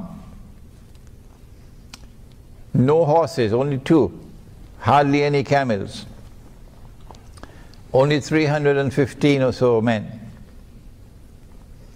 And they had to face an army of 1,000, the rich people's army, a good economy, prosperous economy, state-of-the-art armor, lots of horses, lots of camels. كم من فئة قليلة غلبت فئة كثيرة بإذن الله, says Allah in the Quran. How many times has it happened that a small force defeated a big force? Today we are poor. Our enemies are wealthy. Saudi Arabia is wealthy. Qatar is wealthy. But they have joined the side of the enemy. And those who are resisting are poor. But that is no reason for us to lose heart. That the poor can still triumph with Allah's help. So a sound economy is not a guarantee that you would succeed in the military struggle, the armed struggle of resistance against oppression. That's the first point we want to make. What constitutes economic progress? For us, economic progress is measured by the level of suffering in the society, not by how many billionaires there are and how many millionaires there are. But what is the level of suffering in a society? We want to see a distribution of wealth in a society that is fair and equitable, and that no one is without basic necessities of life, food and clothing and shelter. A single mother, she's divorced and he's gone, found another girl, a younger one, prettier one, and left her with the children. And she has to walk the street to look for a job, to earn a livelihood, to feed her children. If that's your economy, it's not ours. In our economy, we must have economic provisions. She does not have to look for a job. Her husband is dead. She doesn't have to look for a job. No woman, No woman in our economy has to look for a job to feed herself and her children. None, none, none. That's the difference between us and you. She has the right to pursue economic activity. She can be a businesswoman, sure. But the society, the economy has a duty to her to ensure that she and the children have basic necessities of life without having to seek employment. For us, that's economic progress. There are others in the society who are disabled, cannot work, who are ill, cannot work. We don't leave them on the streets and dismantle social security. We don't create insurance companies, so you have to buy an insurance policy. Our insurance policy is the Jama'ah. Every single member of the Jama'ah has a responsibility to those who are disabled, to those who are ill, to those who are in need. That's a healthy economy. Not an economy in which wealth constantly revolves only amongst the wealthy. And they grow richer and richer. And the rest of the economy is sinking into greater and greater poverty and destitution. That's not a healthy economy. All those who follow Dajjal today are doing that. They boast of a healthy economy. How much do you pay her? Why are you running away now? Come back, come in the hall. Don't run. How much are you paying her? The Indonesian maid. She's the first to wake up in the morning. She's the last to sleep at night. She has to leave her husband and her children in Indonesia and come here and pick up your garbage. She works all day like a donkey. And at the end of the day, she's paid the wage of a donkey. Is that a healthy economy? How much do you pay the Bangladeshi worker? How much do you pay the Indonesian worker? In a prosperous economy. I'm asking you, Singapore. I'm asking you because you are the model. Don't be annoyed when I call your name Singapore. I have the right to do that. Because you are presented to the world as a model economy. How many million Indonesian women have worked in Singapore as maids? So you can be prosperous. So your wife can go out for dinner every night in some fancy restaurant, while the maid is there to take care of the home and the children. And then at the end of the month, you pay her the wage of a slave. Shame on you, shame on you, shame. Is that economic progress? So this is a different way of looking at the subject than is taught at the Harvard School of Business. How should we respond appropriately in order to be successful in our response to the political and economic and monetary challenges? Is that the question? Yes. It is. When you've abandoned the Quran and someone comes to you and points out to you, you have abandoned the Quran. When you have abandoned the Sunnah of Muhammad alayhi salatu wasalam, and someone comes to you and tells you this is what you have done, and you recognize it, then what should you do? The answer is you must make tawbah. Tawbah means to turn around, to turn away from that and to turn to Allah and His Messenger. You would have been doing that a long ago, all of you. This ummah would have been doing that if the scholars of Islam had done their job. The reason why we are failing and failing and failing, constantly failing, is because the scholars of Islam have failed and failed miserably. Fail on the political front, on the economic front, on the monetary front. And so my answer to you is, we need a new generation of scholars of Islam. We cannot get that new generation of scholars of Islam with our existing institutions of Islamic learning. No. We have to create a new world of Islamic scholarship. I'm hoping and praying that the internet can help us as our message reaches the young people in different parts of the world, that they may grow tomorrow to be the scholars of Islam who will lead the Ummah back to the Quran and to the Sunnah. Okay, is it possible that part of the strategy for bringing about a substantial reduction in the population of the world could be a medical attack? Change the word medical, put the word biological. Biological. Yes, you're right. The Prophet said, alayhi salatu wasalam, the Arabs are going to be wiped out by plague. Long ago they used the word plague. Now we use the word epidemics. Epidemics. Like swine flu virus, like, is it H1V1 it's called? Am I correct? H1N1. Huh? H1N1. H1N1? But whatever it is. These are AIDS, these are viruses. Some of them manufactured in laboratories. He said the Arabs are going to be wiped out by plague.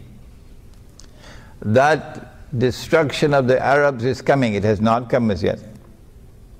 The world is going to see biological warfare being waged to effect a substantial reduction in the population of the Arab world. He said that at that time, when plague attacks the Arabs, that neither plague nor Dajjal can enter Medina. I don't know, check the booklet at the back. Medina returns to center stage, you'll get the hadith there. It is either Medina and Makkah or Medina alone, I can't remember now. And so once the biological warfare starts, you'll see Arabs flocking to Makkah and Medina in order to survive, not to die. Because the Arabs are going to die the way sheep die in a plague, said the Prophet ﷺ. Okay? Neither Dajjal nor plague can enter Makkah and Medina. And so if you're in Makkah and Medina, you'll survive. And if not, you're most likely going to die. At that time, Makkah and Medina are going to return to center stage in the world. Because Nabi Muhammad ﷺ said that this is going to happen, and look, it is happening now. So biological warfare is coming, and it's going to be spectacular, and it will validate the truth in Islam. Well, I did mention earlier that Dajjal said to Tamim ad-Dari that when I'm released, I'll enter every town and every city. But he didn't mention kampung. He didn't mention villages. And so there is greater security, there are greater chances for survival. For example, from biological warfare that's coming. If you're living in the remote countryside, in small communities, the bigger the city, the less your chances of survival. And so Dajjal has been causing the countryside to be vacated. And all of the countryside is moving to the city.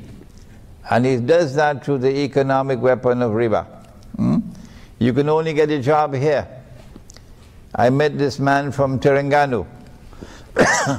His wife lives in Terengganu with 10 children. MashaAllah.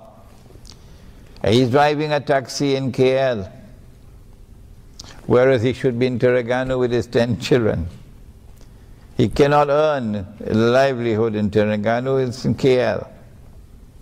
So this is how Dajjal causes the countryside to become vacant, and all of mankind moving towards the cities. And today he has succeeded to such an extent that we have what is called the mega cities. 20 million people in a city. Dajjal is rubbing his hands in happiness and glee, because it's easier for him to control you, it is easier for him to brainwash you, it is easier for him to destroy your faith and also take your life if you're living in the big cities. And far, far more difficult for him. He gets a headache, he needs Tylenol tablets when you're living in small communities scattered all over the remote countryside. So that's the first thing we say. And our strategy is to build Muslim villages in the remote countryside. But in order to protect ourselves from those who will want to destroy us and make it as difficult as possible for them, that they'll pay a terrible price if they come to destroy us, we say that in our Muslim village, only the Quran and the universally recognized Sunnah will be allowed in the masjid. If you have a religious practice, no matter how long you've had it, no matter how beneficial it may be, but it is not based on the Quran and not based on the universally recognized Sunnah, we say don't bring it into the masjid. Don't bring it into the public life of the village. You can keep it in private. And if anybody comes to your door to shout bid'ah and haram because of what you're doing in private, we will ship him out of that village faster than Federal Express, because he's an agent of fitna. That's your private life. Your private life must be respected. This is our strategy. So you cannot accuse us of any deviant practices, as it happened in Malaysia some time ago. I can't remember, Darul Arqam? Yes. Darul Arqam, yeah. You cannot accuse us of any deviant practices, because we want to be as faithful as we can possibly be in fulfilling the Quran and the Sunnah, to protect ourselves. The village would have dinar and dirham as money. And if you come with the police to seize our dinar and dirham, we will use rice as money. Plenty of rice in Java. Are you going to ban rice as well? How stupid can you be? Huh? We'll use sugar as money, but we're not going to use your bogus and fraudulent and haram paper money. Nor can you get us to use electronic money, because we are outside of electronic range. In the perfect Islamic village, you can't use a cell phone, because we want to be outside of your range, your cell phone range. And because we are outside of your cell phone range, the radiation from the cell towers won't reach us. So every woman looking for a husband who can give her a baby boy, will come to our village, because that's the only place she can find a husband who will give her a baby boy. All the rest of the men can give her only a baby girl. Why? Because the radiation has damaged the chromosomes. And so the male chromosomes are now too weak. And that's why the Prophet said, alayhi salatu wasalam, that in Akhiru Zaman, one man will have to maintain 50 women. What is the genealogy? The Prophet said, alayhi salatu wasalam, that the Imam will come from the seed, and he pointed to Fatima, his daughter, radiallahu ta'ala anha, and his grandson, Imam Hassan and Imam Hussein. From them, the seed of Muhammad alayhi salatu wasalam. So he would be an Arab. So Indonesians don't qualify. No, he would be an Arab. He would speak Arabic. That's his genealogy. But I am anticipating that the Israeli Mossad has already created an Imam al-Mahdi, and the CIA. And as soon as Iran is attacked, that manufactured Imam al-Mahdi is going to emerge. One has already emerged in Turkey. Fellow who's written large numbers of books and he's very popular on cable television and so on. Yeah.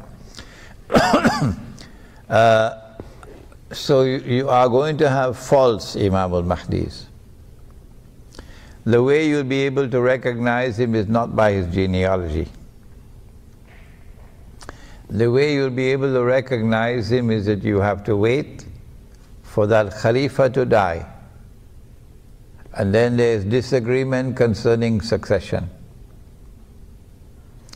And then a man will emerge out of Medina and hurry to Mecca. And then the people of Mecca will come out to him, so he's a well-known person, and urge him and force him to accept the bay'ah, or the oath of allegiance. And he will do so at the Kaaba.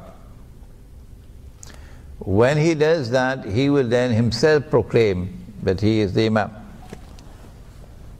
So when he proclaims himself the Imam at the Kaaba, you will now be able to examine his credentials. So if he proclaims himself to be the Imam in San Francisco, don't bother. Don't bother. Or Jakarta. Makkah has never been a Shia city in the sense of being populated by Shia people. Let me repeat that, because some people are hard of understanding. Makkah has never ever been a Shia city in the sense of having a population that is overwhelmingly Shia. Never. I do not anticipate a transformation of Makkah from a Sunni city to a Shia city, from a non-Shia city to a Shia city. And therefore I conclude that it is impossible for the people of Makkah to come out and give the bay'ah to an Imam al-Mahdi who proclaims himself to be Shia. This is not any offensive statement to the Shia. This is analysis. It's not meant to hurt your feelings. No, let us be reasonable and let us discuss it on the basis of knowledge. And therefore we conclude Imam al-Mahdi cannot be Shia. It's not by genealogy that we recognize him, but by these sequence of events. As soon as he proclaims himself to be the Imam, the Abdal from Sham and from Iraq would come to give the bay'ah to him. The hadith uses the word Abdal. The Sufis have hijacked the word Abdal and given it a new strange connotation of a certain number of mysterious people who rule the world from behind the scenes. We say no. Abdal from Badal means one replacing the other. And this refers to the Mujahideen, those who are fighting on the battlefield. That our army is different from yours, Uncle Sam. In order for you to get people in your army, you've got to offer them green cards. You've got to offer them US citizenship. You've got to offer them houses and cars and university courses and all kind of thing. But in our army, anytime one dies, another one replaces him. And it'll never stop. We have an inexhaustible supply. Every time one dies, he's replaced by another, replaced by another. This is Abdal. So they will come to Medina and give the bay'ah to him. When you see that happening, it validates his claim. And then an army is going to come to attack him from Sham. And after that army crosses Medina on its way going down south to Mecca, the earth is going to open and swallow that army. That is the defining moment validating his claim to be the Imam, not some eclipse in the sky. The chronology of events that are going to occur before the Imam al-Mahdi emerges. It is better and safer for me to remain in territory that is well known than to venture into the unknown. I would suggest that you stay with this hadith. Pivotally important. That when Jerusalem is booming with construction and Medina to Nabi buildings are being destroyed and it is in a state of forlorn desolation. At that time look for the Great War, the Malhama. When the Malhama takes place, then look for the next event, the conquest of Constantinople. When the conquest of Constantinople takes place, then look for the next event, the release of Dajjal. This is a pivotally important hadith giving us a sequence of events in Akhirul Zaman. There's much more to be given, but I think we better stay with this. The question is, do we have a blueprint through which as an ummah we can respond successfully and appropriately at the collective level to the political, economic, monetary challenges of the age? We do have a blueprint. I said the Quran and the Sunnah. But we don't have people to implement it. Who are those who can implement it? The scholars. Blind can't lead the blind, can they? Are they equal, those who possess knowledge and those who don't? Scholarship in this context begins with the Quran, not with a degree from MIT. MIT is the last place to go to study the Quran. Huh? Massachusetts Institute of Technology, MIT. The institutions of Islamic learning which teach the Quran and teach the Ahadith do not do so in a manner which will allow the Quran and the Ahadith to explain the reality of the world today. No, they don't. So the people who are graduating out of these institutions, the Maulanas, the Muftis, the Sheikhs, the Shuyukh, are at sea in respect of Dajjal's modern age and are responding to it consistently, inappropriately. Look at Ikhwan al-Muslimun in Egypt. Look at Ikhwan al-Muslimun in Egypt, or Nakhla in Tunisia, or the party in Turkey. And so my answer is, we are incapable at this time, impossible, of responding successfully as a collective ummah. It's a hopeless cause. It will not succeed. You cannot overturn the existing political system. You cannot overturn the existing economy. You cannot overturn the existing monetary system. You cannot do it as an ummah, because the ulama have failed. If you think I'm wrong, go ahead and do it. Hizb ut-Tahrir, go ahead and do it. I'm not stopping you. Well then, if we cannot succeed with a macro response, what else is there left but a micro response? I've been saying this for 15 years now. What is a micro response?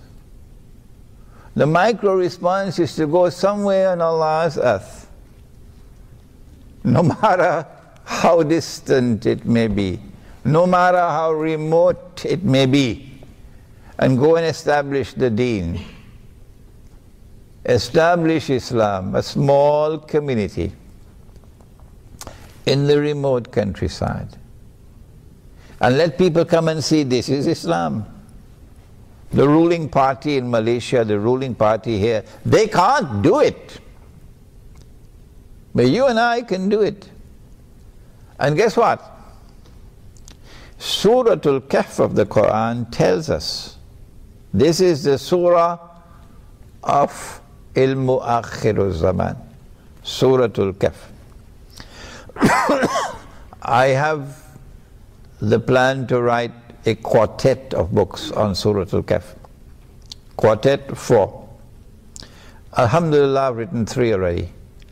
The first book is the tafsir, Suratul Kahf, the text, translation and commentary. We have it outside. The second book was the ta'wil, interpretation, Suratul Kahf and the modern age, and that book answers your question. That when the young men in that city were faced with the shirk and could not overturn it, instead of compromising, they decided to withdraw. And when they withdrew from the city, they fled to a cave. And Allah subhanahu wa ta'ala then preserved them for 300 years to send a message to us in Akhiru Zaman that if you also withdraw from a society which is sunk in shirk and in oppression, remember what they're paying her. They're paying her the wage of a slave, the Indonesian maid.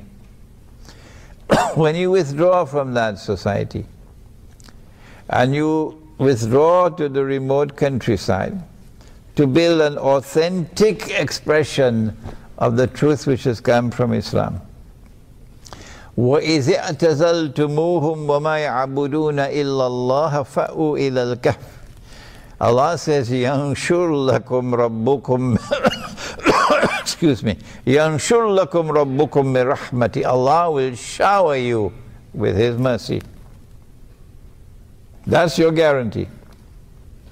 An authentic expression of Islam at the micro level. And Allah will protect you.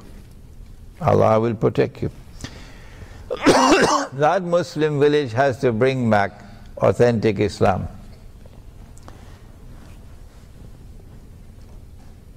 She wanted to attend Salatul Jummah, and I had to say to her, I'm sorry, women are not allowed. They have enough money to build the Twin Towers, but they can't build a masjid with enough space for women. So women are not allowed in the masjid. She said, that's dangerous. You're going to pay a price for that tomorrow, when you deny women the right to come to the masjid for prayer, because Allah's messenger gave him that right. So in our village we have a masjid where women can come to the masjid for Salatul Jummah as well. And when she comes into the masjid, Allah's messenger has said to her, when you go down in sajda, you must remain in sajda longer than the men. Did you know that? When last did any alim tell you that? Why should you remain longer than the men? Because some of the men may not have enough cloth to cover themselves properly. And if you raise your head too soon, it might be an unwelcome sight.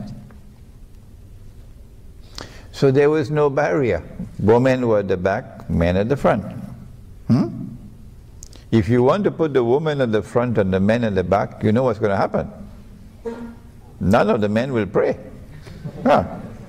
So women at the back and men at the front, so the men could pray.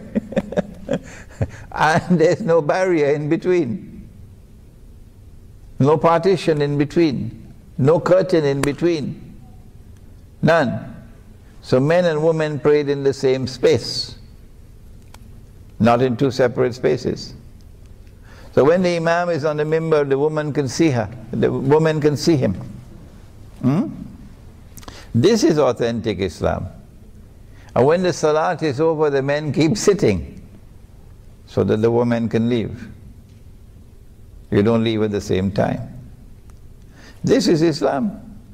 And this is what we'll recover in a Muslim village. And if any woman comes to the village, not all women are beautiful, are they? Not all women are young, are they? Any woman comes to the village and she says, I want a husband. Somebody will have to marry her. Rather, somebody will have to offer to marry her. She has the right to accept or not to accept. But somebody has to offer to marry her. So if you say, well, I don't want my husband to take another wife, because your head has not as yet been able to bow down before Allah and His Messenger. No, that arrogant, stubborn, obstinate head of yours refuses to bow to the Quran. Then we say, stay where you are, don't come to the village, because you'll only corrupt our village. So nearly all the men in this village are going to have more than one wives. So if you are comfortable and happy with a single wife now, it's more convenient to have one wife, less expensive as well. That's going to go when you come to the village. Because we are going now into a world in which women are going to outnumber men. And a woman has the right, among the different rights that Allah has given to her, one of the rights that she has is a right to a husband. To maintain her, to guard and protect her. So we will try to restore the deen as it has come from Allah and His Messenger. And to the extent that we are sincere and courageous in doing that, defying the godless world out there, then Allah's protection will be with us. So we do have a blueprint, but we don't have the people to implement it at the macro level. My opinion. And if a macro response is not possible, then my answer is micro response. Thank you. What comment do I have to make on events taking place in Sudan at this present time? The target is Egypt. The target is Egypt. Why is Egypt the target? Because someone changed the Torah and wrote into the Torah that the Holy Land extends from the river of Egypt to the river Euphrates. So that entire part of Egypt from the river Nile to the Red Sea, it's called the Eastern Delta, belongs to Israel. The reason why they put this as part of the Holy Land is because the Jews lived in the Eastern Delta for a few hundred years when Joseph, Nabi Yusuf alayhi salam, was in Egypt. In order for Israel to take the Eastern Delta, you'll need more than simply an aerial attack and bombardment. You need a ground invasion. You need a ground invasion. But Egypt is a big country, and Egypt will respond ferociously. So you need a multi-pronged attack on Egypt.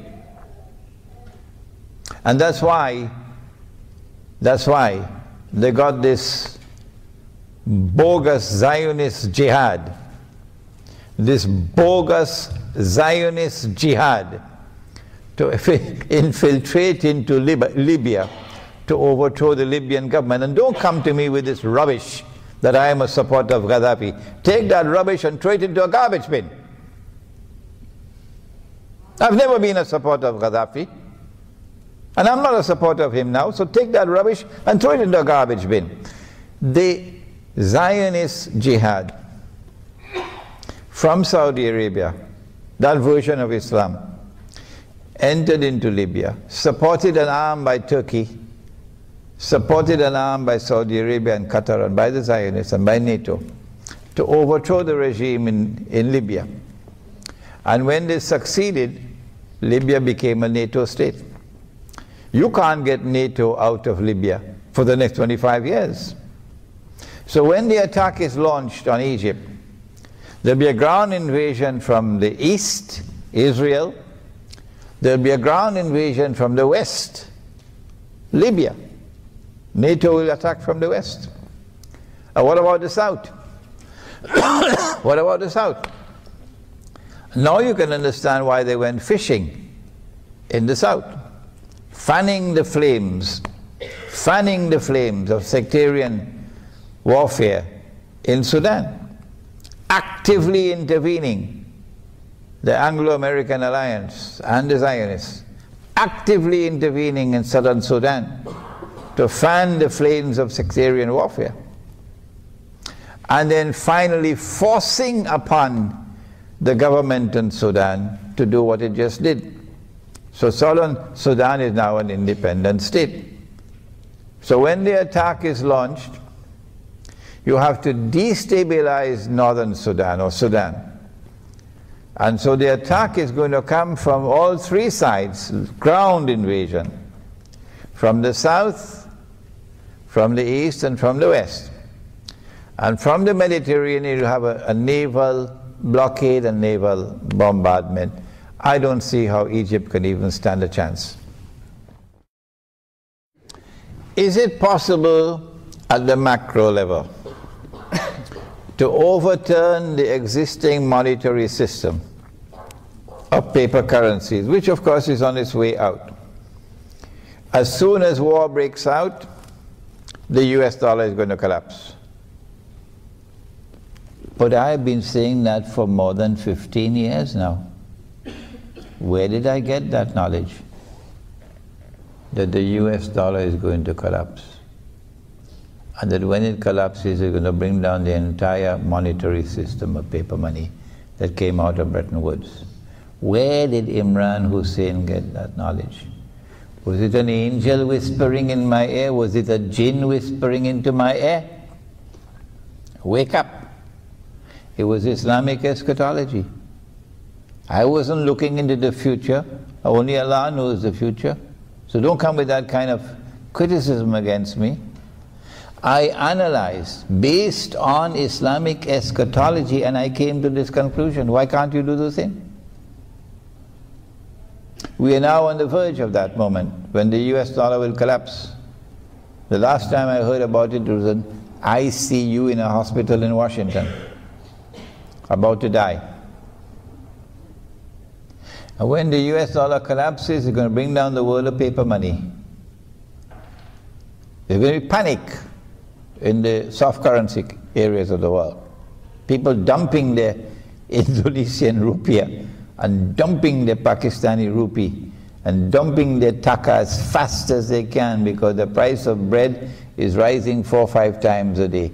Runaway inflation.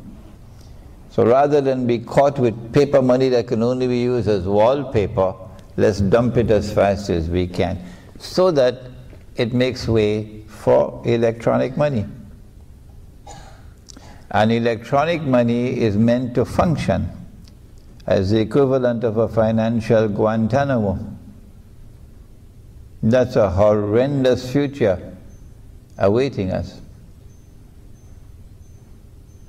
An evil, horrendously evil future awaiting us. My response is, I don't think it is possible at the macro level to overturn that system, unless and until you can create a new world of Islamic scholarship who can lead the Ummah. If a macro response is not possible, what do? Go back home and eat roti canai and drink teh tarik and go to sleep? My response is, if the macro is not possible, let's do the micro. So at least we'll take this to us, with us in the grave, that we have done what is within our capacity. So in the Muslim village you have a micro market. And in that micro market we will not allow this bogus money. We will not be using electronic money. When we trade with the outside world, we cannot avoid it. But within the Muslim village itself, we try as much as we can to be faithful to Allah and His Messenger. That's the only response I have. But in Surah Al-Taghabun, Allah says, Ittaqullaha mastata'atum. Fear Allah to the extent that you have capacity to do so. So Allah does not call upon us to do that which lies beyond our capacity. So within this context in which the world of Islamic scholarship has failed and failed miserably and embarrassingly, this is the only alternative that we have.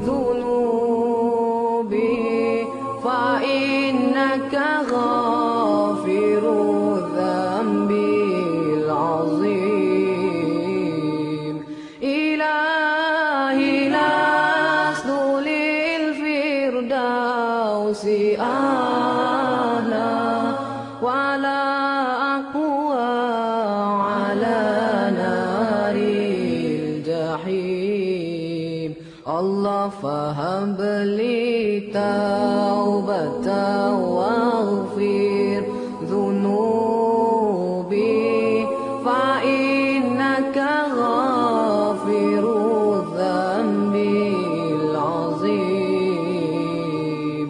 Tuhanku, aku tidak layak untuk syurgamu, tetapi aku tidak pula sanggup menanggung siksa nerakamu.